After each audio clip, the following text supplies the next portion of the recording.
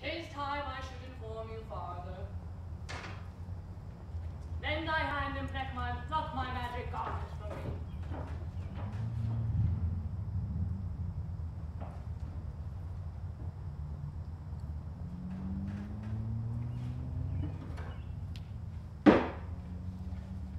Lie there, mine art.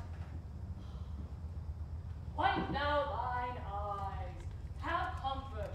The dire spectacle of the rack, which touched the very virtue of compassion in thee, I have with such provision in mine art so safely ordered that there is no soul, no, not so much as perdition as an hair beats in any creature in the vessel, which thou heardest cry, which thou sawest sink.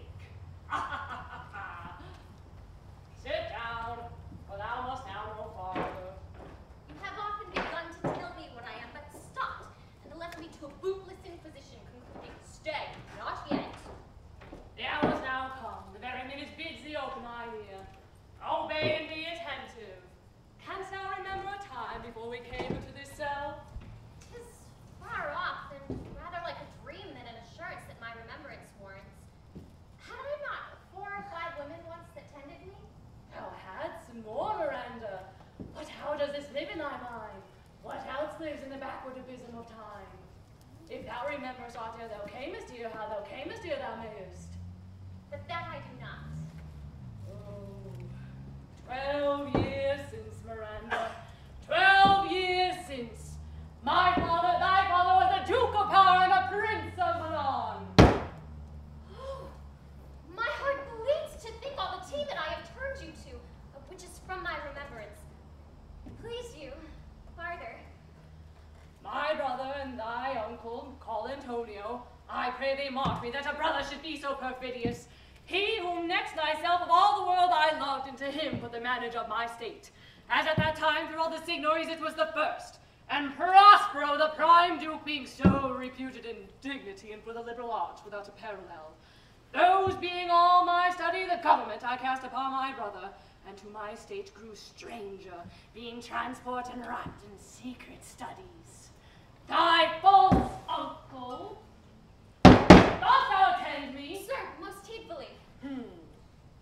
Being once perfected in how to grant suits, how to deny them, who to advance and who to trash for overtopping, new created the creatures that were mine, I say, or changed them, or else new formed them, having both the key of officer and office set all the hearts and state to what tune pleased his ear.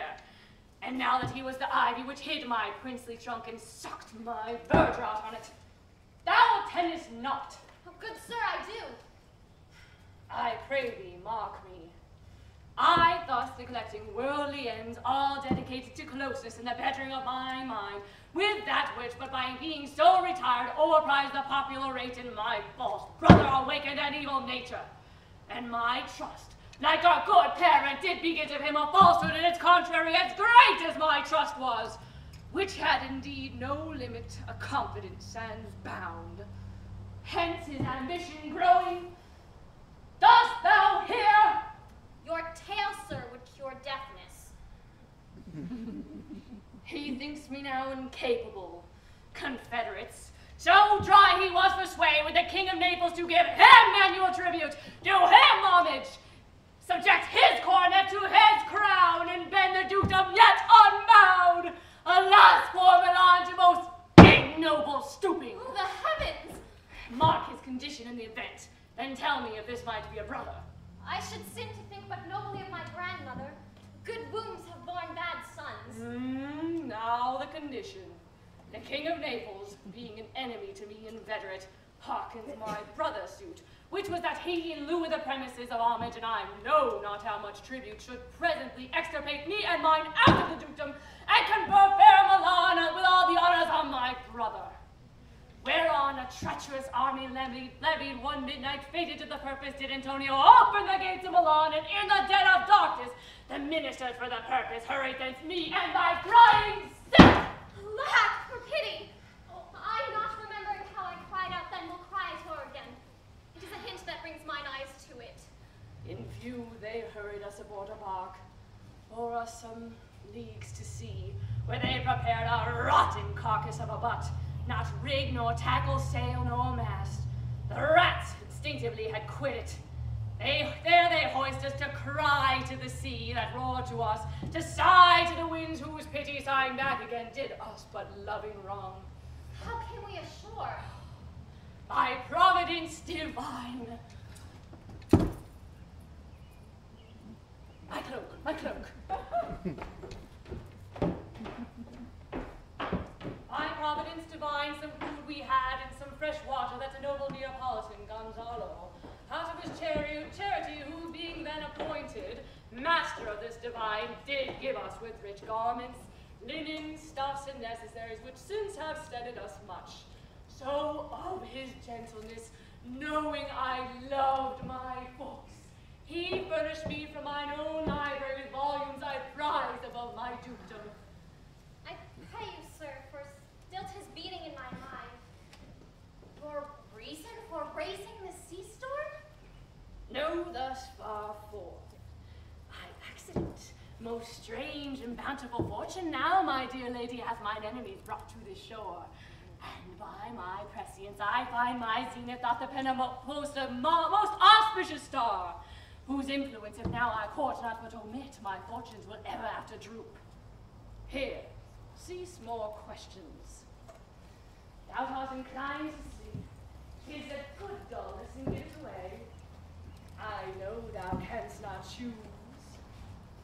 Come away, servant, come!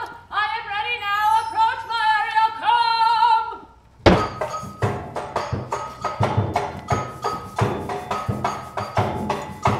So what you thinking then? Should I go to him? No? Right? Oh, come on! Come on! Call her forth! Come on! Come on! Come on, call her forth! Come on! I'll hail, great master!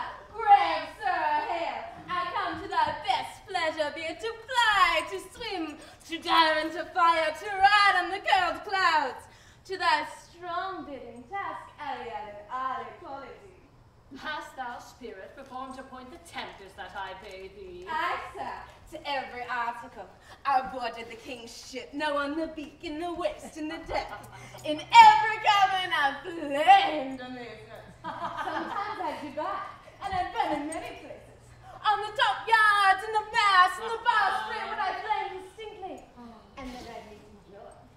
And the fiery cracks with the sulphurous roar, and the most mighty Neptune. He seemed to be sieged, and make his bold waves tremble. Oh. Yeah, his dread trident shake. My brave spirit, who was so firm, so constant, that this coil would not infect his reason. Not done so, but felt a fever as a mad and played some tricks of desperation. All but the mariners plunged into the foaming brine and cooked the vessel. Then I'll fire with me.